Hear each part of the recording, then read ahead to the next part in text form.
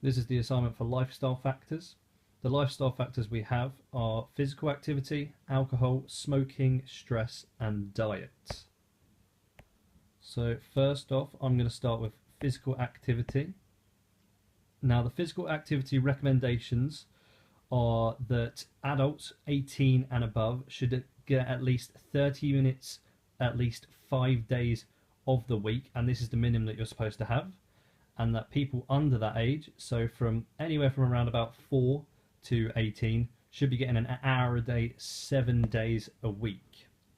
Now, this is a greater benefit because it allows for children and older people to still keep their muscles working well and intact, and also for bone growth for young children who need to make their bones stronger, and they can do this by doing impact sports and stuff like walking, which is impact, and it chips away at the bone, which makes the bone stronger. Now, the benefits of physical activity. So we have many here, effects and benefits. So we have it strengthens the bone, improves posture, relieves stress, reduces risk of chronic disease, helps you control your weight, whether you're old or young, reduce risk of depression, boosts immune system, and then you can split those up into 3 sections as well, benefits of physical activity. So you have social, economic, and psychological. So social could be encourage connectedness, improve social skills, and reduce isolation. Economic can be reduce health cost, creates employment, and supports local businesses. And psychological, for example, can be reduces depression, improve mood, and improve self-esteem and body image. Moving on to alcohol. Now, the government recommendations for alcohol is that people should not regularly drink a lot of it, or drink it all in one go. They say normally about 1 pint, which is about 3 or 4 units of alcohol per night in moderation, so that you're not drinking so much that you are destroying your body in one go, and also not all on one night, because you can get diseases and one-off health issues just from that we'll touch on in a second.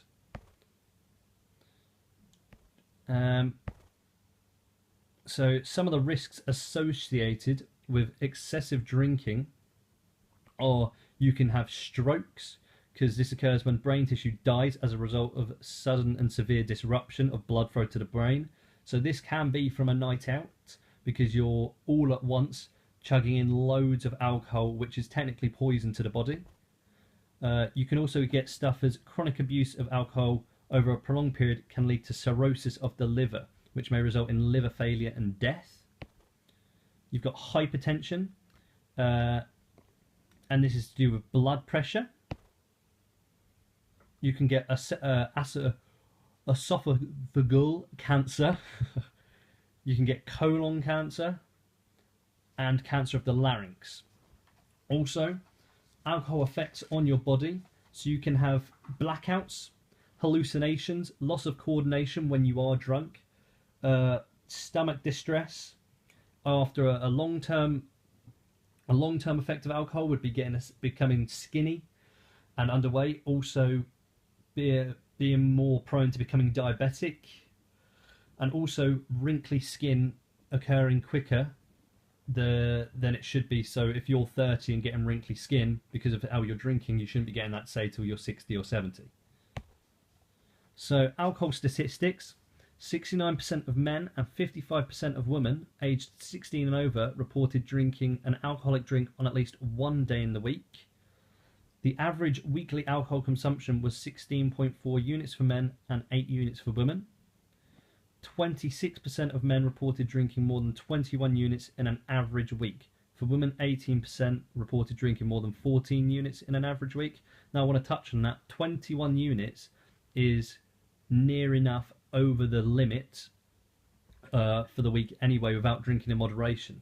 So if you're drinking 21 units in one night, for example, when you're only supposed to have 3 and 4, then you can just imagine how much things like cirrhosis and mouth cancer and all these long-term effects that will then just be sped up into your early life. So moving on into smoking. So some short-term effects of smoking are obviously bad breath, hypertension, pardon me, getting your tongue changing kind of colour, getting headaches, throat burning. So just little things that it does to you, compared to the long-term effects of smoking, which can be infertility, bad coughing. So coughing extremely like powerfully. So this can actually ruin your throat, as you can cough up blood because of the pressure that you're putting on it. You've got COPD, stained teeth. Another common one is that you get yellow teeth, which isn't nice at all, and also lung cancer can occur as a long-term effect from smoking. So some smoking statistics are 21% of adults reported smoking, the same as in 2007 and lower than 39% in 1980. Prevalence of cigarette smoking continues to be higher among men than women. Current smokers smoked an average of 13.1 cigarettes per day. Now, seeing as you should smoke 0 cigarettes per day because of the chemicals that are in there, such as tar and nicotine, which do eat away your insides and give you these long-term effects and short-term effects, it's obviously not what it should be. They've taken action to this by bringing in laws to not be publicly showing cigarettes and having them behind a door or a cupboard that cannot be seen by the public eye. And interesting facts from among pupils aged 11 to 15 in England in 2009, 3 in 10 pupils, which is 29%, had tried smoking at least once, and 6% were regular smokers and smoked at least 1 cigarette per week.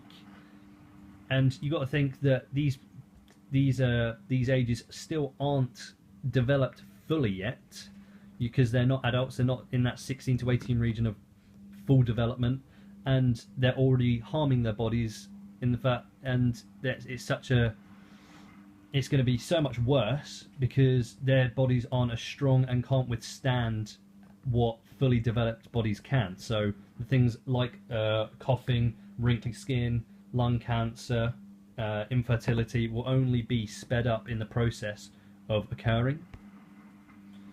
So next I have stress. A definition of stress is a state of mental or emotional strain from demanding circumstances. Now, what causes stress? So you have, for example, me, pupil. So being at college, having deadlines, having work to do, it's stressful. You got people that go to work, their boss is on their back, it's stressful. People in relationships, other half having an argument, it's stressful. So those are just some of the causes of stress. Long-term effects, stress can actually lead to depression, anxiety, and hypertension, so increased blood pressure, and your body releases more adrenaline and cortisol as a natural reaction to stress to help you deal with the situation. However, these levels should return to normal when the situation has been dealt with. But as we were saying, hypertension, depression, and anxiety are what occurs if they don't return to those levels that they should be at. Some signs and symptoms of stress are like a sign is loneliness and isolation. Heart disease is a symptom. Autoimmune diseases is a symptom. You've got major life changes, weight problems, because when you're stressed, you just want to curl up in a ball and just eat because it's a way of dealing with it. Using alcohol, cigarettes, or drugs to relax. Now, as we just spoke about, alcohol and cigarettes are extremely bad for the body, and if you're stressed, most likely you're not going to drink or smoke in moderation, so you're going to be smoking or drinking more than you normally are, which is even worse than doing it in moderation. Financial problems, so say people get stressed, go sometimes gamble, and obviously gambling can lead to a gambling addiction, which means they lose money. Furthermore, diet recommendations and guidelines. So on to diet. Diet is it refers to your typical pattern of food consumption. A balanced diet is macro and micronutrients and an equal amount of those. So your fats, your carbs, your proteins, and splitting them up into percentages of how much you should eat. Then you've got your micronutrients such as your vitamins, minerals, water, and fiber.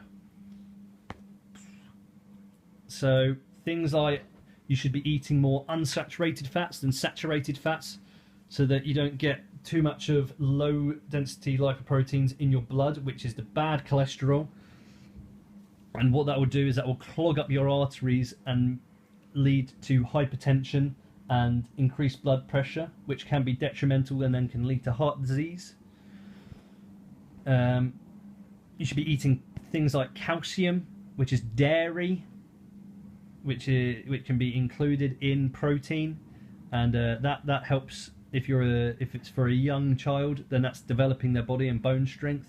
Also for an elder person, that would be more calcium should be needed in the diet than other things to keep the bones strong. Moving on, benefits and effects of poor nutrition. So benefits of a healthy diet: you have more energy and vitality, so it's a feel-good factor, so that's another mental thing. Improved immune system, healthy body weight, and reduction in chronic diseases. So that's where we're talking about if you eat too much saturated fats, then you can have your arteries clogged up and things like that. And yeah, and what if you do, and some of the short-term effects of not following a diet is that you can become lethargic or fat. You feel more fatigued, and again weight gain, which obviously pairs with being lethargic. Some long-term effects of not having a healthy diet could be, for example, type 2 diabetes, high blood pressure, high cholesterol, and psychological and emotional effects. So those were the lifestyle factors description and explanation.